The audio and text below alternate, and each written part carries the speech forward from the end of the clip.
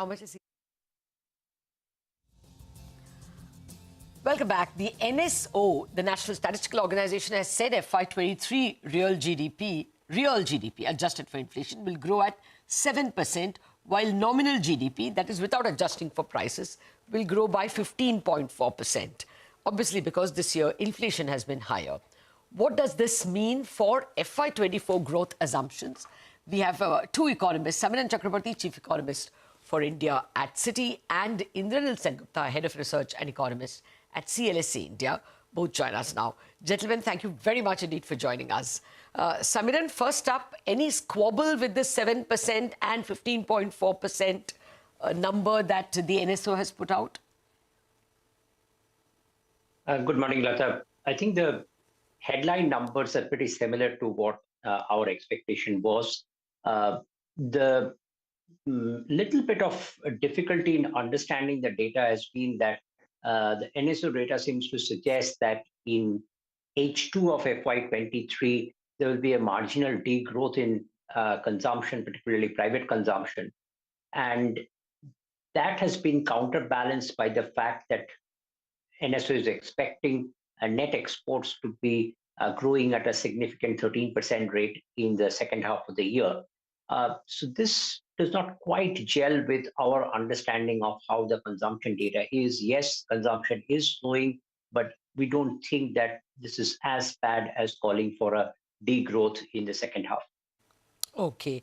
Yes, I did see your implied second half growth table, and you point out that by the NSO's figures, full year figures, if you subtract the first half, you get a private consumption of minus 0.2. Well, Indranil, what is your sense? Is consumption slowing that much? Do you think we will get an upside surprise in the real GDP, or is consumption really so slow? And we may actually get a downside, because most of the people I interviewed were speaking about 6.9, 6.8. That is not 7%. So we did have 7%, by the way. We do think consumption as an issue. If you look at Kharif farm income, that is slowing to about 5% from 16% last year. So that's one. And, when we did a survey pre-Diwali, the one thing that comes out very clearly is that while the relatively better off sections are, have recovered from COVID, the mass is still, cutting consumption. So I think that the economy is, heading slower. If you look at the numbers, which most of us have, average growth for the next second half is around 4.5%. Yeah. Okay. And consumption also, the rate of growth should be slowing at least. Okay. Well, I think Samiran also admits it is slowing, but he is not able to believe it will contract from year-ago levels. Samiran, you all have now today released a report which is tracking current growth versus pre-COVID growth trend, correct? What is that showing in terms of consumption? And I want to ask you in specific, because the Q3 advance estimates we got, companies like Bajaj Electricals actually spoke of an intense slowdown, much more than previous or pre-COVID years. So your assessment of your new tracker? So Lata, our tracker is going to tell you about what is the current sequential growth rate or growth momentum vis-a-vis what the growth momentum was pre-COVID, because we believe that we have almost whatever decline happened during COVID, that has completely been taken care of now. So going forward, this growth assessment will be more important than anything else. What this is telling us is that the exceptional growth momentum in urban consumption, that has come off, whereas rural is just about holding up steady. So the urban and rural, they're now almost converging in terms of their growth momentum. And the investment growth momentum still continues at a pretty decent clip. So all in all, our growth momentum tracker is showing that the current growth momentum is similar to what we had seen pre-COVID. What happened in the last few months is that probably we got a mixed festive season. And post the festive season, there is generally a little bit lull. And now we are seeing some improvement, but compared to where we were in the middle of 2022, that was the height of sequential momentum as the reopening trade fully played out. Now that part is behind us, so we would expect a slightly slower growth momentum going forward based on some other factors like the urban consumption slowing down on the back of excess savings of the households being a factor which we might not be enough supporting anymore. Okay. I will want to come back to you on the consumption slowdown, but what's your assessment, Indranil, for both the second half as well as, more importantly, the coming FY24? What is your estimate of consumption? Will we be able to grow faster than the pre-COVID trend growth? As much? Lower? So I think consumption will slow because we are looking at a situation where you have export demand slowing because of slower global growth, and you have higher lending rates at home. So growth will slow, and logically consumption should also slow. Like I said, whatever trackers we do use, none of them are particularly optimistic, including on rural, because rural demand, like I said, has slowed. The winter Rabi crop should be good because there's good water in the northern rivers. But then again, there is talk of El Nino, and we have to see how that plays out before we take a call. Okay. Samiran, you believe rural demand is improving? So let me put it this way, that there are some very early green shoots on rural. If you look at rural agri part, the sowing activity for the winter crop has been good. We are seeing, after a long time, some sequential momentum in rural farming wage growth. And we have also seen some decline in Narega demand. We've seen both center and state governments' revenue expenditure increasing, as well as construction activity in rural areas improving, particularly rural housing and rural roads. So all that should start affecting positively the rural non-farming sector as well. But we are not yet seeing a significant improvement in rural non-farming wage growth, which is still around 5% year over year, although there has been a very marginal sequential improvement there as well.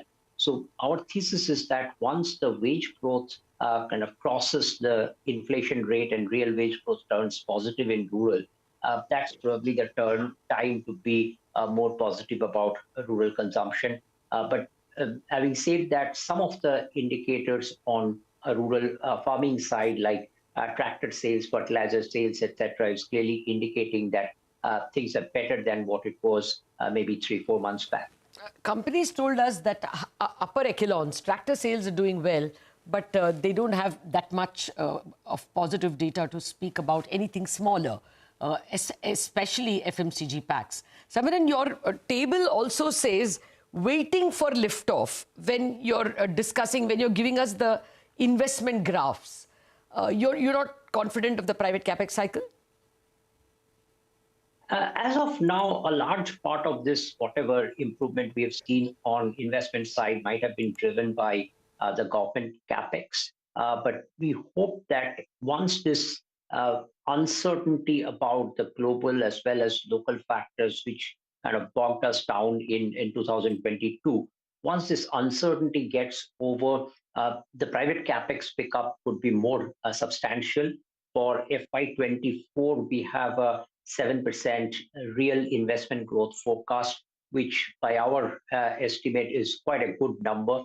So we are hoping that this investment tracker would improve even further going forward as some of the private capex also comes into play, along with the public capex, which we do hope will continue in FY24 as well.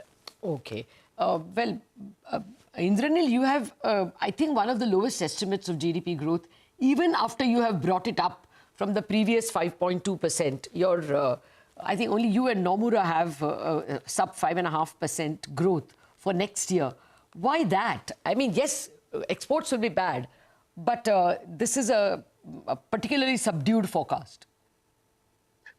Yeah, in the sense that, we see a kind of a situation where there is going to be slowdown in export demand. And suppose exports go to zero, for example, export growth, that will probably impact GDP by 100 basis points.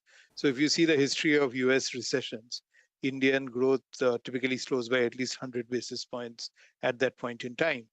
Plus, you have a very unusual situation where we are seeing lending rates go up, not only in nominal terms, but also in real terms as WPI inflation comes down.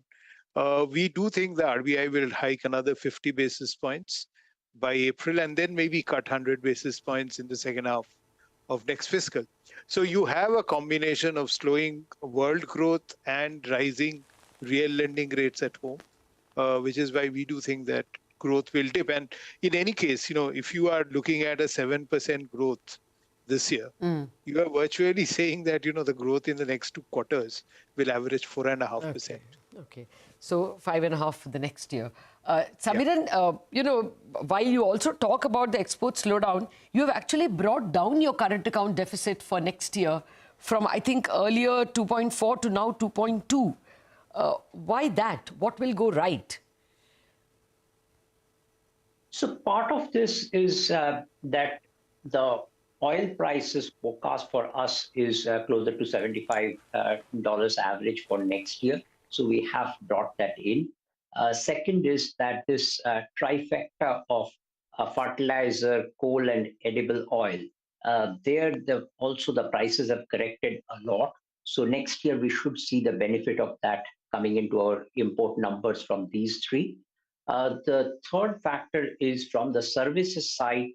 We have seen a significant growth in service exports, and it's not just that the software services have been more resilient than what people would have feared, but it's also elements like professional management and consultancy services, where the quarterly numbers used to be just about $3 billion. Now they're approaching almost $10 billion quarterly. And the last factor is that the travel services, where India typically had a positive balance, it became negative during COVID. And now this is again marginally, gradually trying to move towards a positive territory. And once everything opens up and this goes back to positive, that would also add to the positive services balance. So if you put all of this together, then it looks like we should have a much more comfortable current account balance next year. Okay. Gentlemen, on that optimistic note, Samiran and Indranil, thank you very much for joining me, for giving us a bird's eye view of what we should expect in FY24. Both of them expect the rupee to strengthen to 79 by the time we get to the end of the year. Already the rupee has strengthened today. On that note, we wrap up on Bazaar. Trading ideas lined up for your chartbusters.